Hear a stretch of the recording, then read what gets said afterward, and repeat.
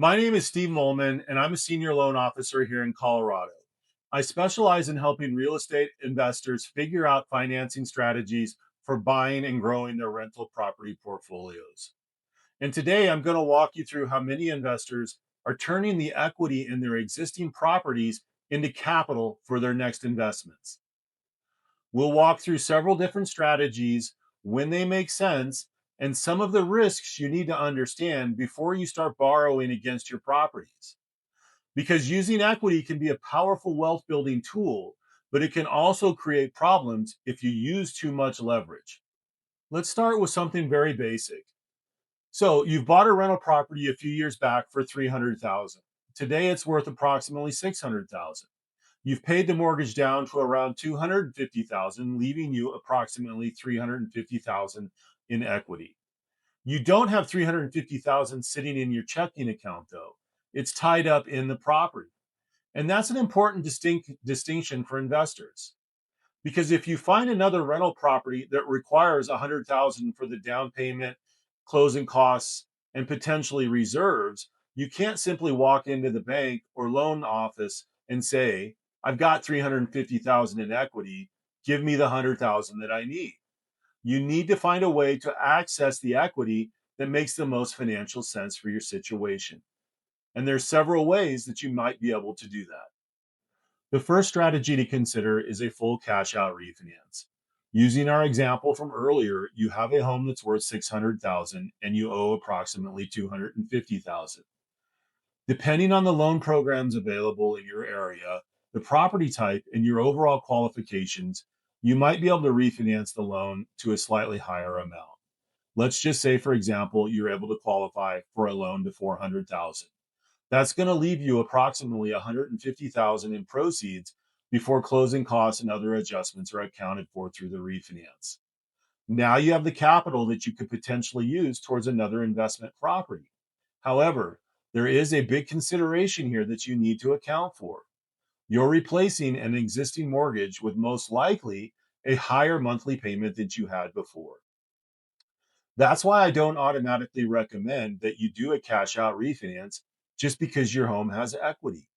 We have to look at your entire financial situation first and then add in the potential refinance as well as potential new property purchase to make sure once those moves are done, you're in a better overall financial situation going forward. The second strategy to consider here is possibly using a HELOC or other second mortgage type product. The advantage is that depending on the product, you might be able to access equity without completely replacing your first existing mortgage. That can be particularly interesting for investors who have an older mortgage with a rate that they're reluctant to give up.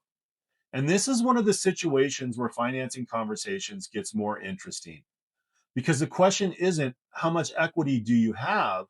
The question becomes how much equity can you access while keeping the overall investment financially sound?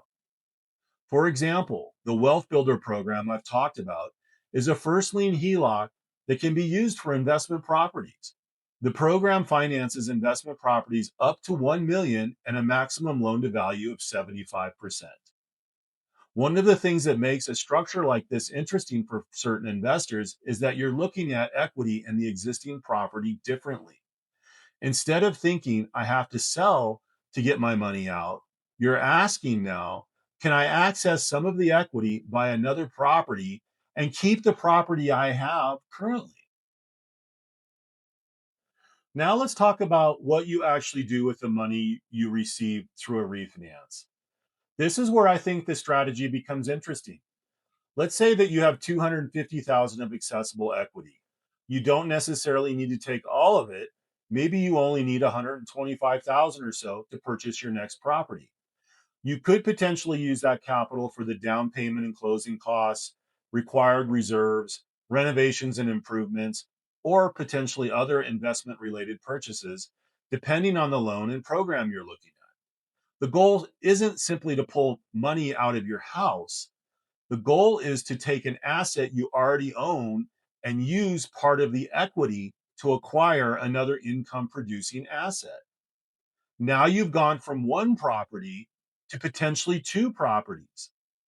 That's the basic concept behind using equity to scale your portfolio. Now, before you get too excited about one of these strategies, we need to talk about the other side of the equation, debt. Because when you pull equity out of a property, you're increasing the debt secured by that property. And leverage works both ways.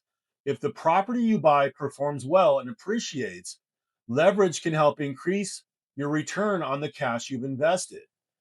But if the property values decline, rents fall, expenses increase, or the property doesn't perform the way you expected, the additional debt doesn't disappear.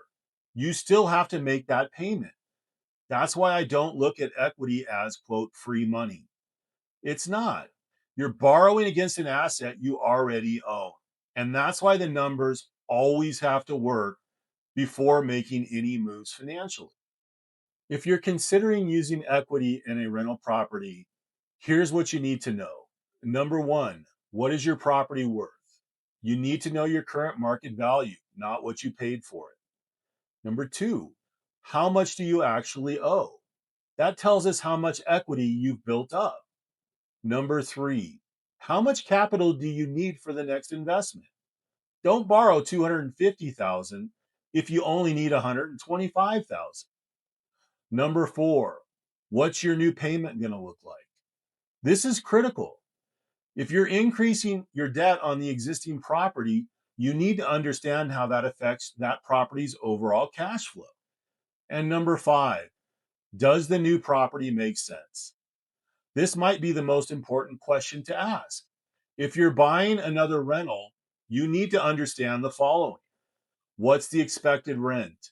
What's the mortgage payment look like? What are your taxes and insurances? And what are your maintenance and vacancy assumptions look like? After all of that, you need to ask yourself, does the property still make sense? Because the goal isn't to own as many properties as possible. The goal is to build a profitable and sustainable portfolio. A question I'm often asked from my investor clients is, when does using equity in an existing property make sense? I think there are several situations where it's worth exploring. Number one, you have substantial equity in an existing rental property. Number two, you have a property you really want to keep. Maybe it's a great overall rental. Maybe you have a low interest rate. And maybe it's in a market that you believe in long term. Three, you found another investment opportunity, but don't have enough liquid capital to buy it. And four, the numbers work after taking on the additional debt. And that's the key. The numbers have to work. Don't use equity simply because it's available. Use it when it supports a larger overall investment strategy. And there's one more point I really need to emphasize here. Sometimes people hear a strategy like these and think, this guy is just telling me to borrow more money against my property. And that's not what I'm saying. The goal isn't more debt. The goal is to find more productive assets.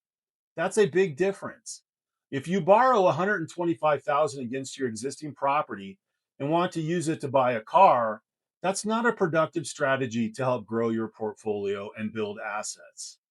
If you're using that capital as part of a carefully evaluated strategy to acquire another income producing property, that's a completely different conversation.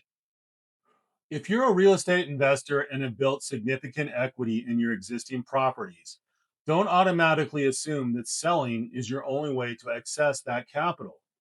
You may have several options: a cash out refinance, a HELOC or other second mortgage type product. A first lien HELOC even might be a good option.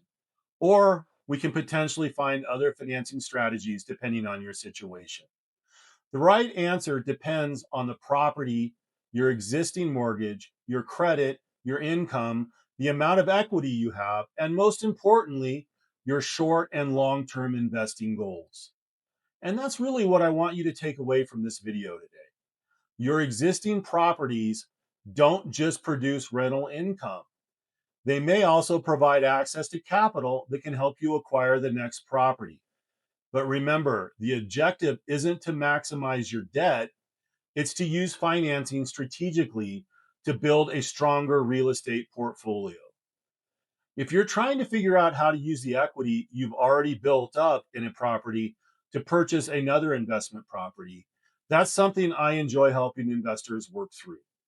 And if you want to learn more about real estate investing, financing strategies, and how to build long term wealth through real estate, make sure you subscribe to my channel. Thank you.